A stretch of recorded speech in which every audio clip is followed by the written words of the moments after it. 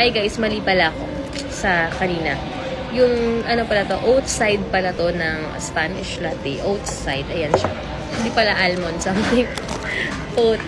Mas healthy, pero check natin ko yung lasa. And bumili pala ako dito guys sa Chef Korea na yan. Sobrang sarap ng kimchi rice nila. Kasi yung kimchi nila, kahapon nag-take out ako ng kimchi rice. Hindi siya ganun ka saktong-sakto yung lasa ng kimchi nila guys.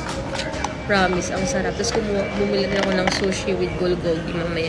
Pang dinner ko na guys. So ito, try natin yung oat side. I changed your name. I removed the number. Now take Google Book. Okay. May pagkalasang konting oatmeal na Spanish latte siya.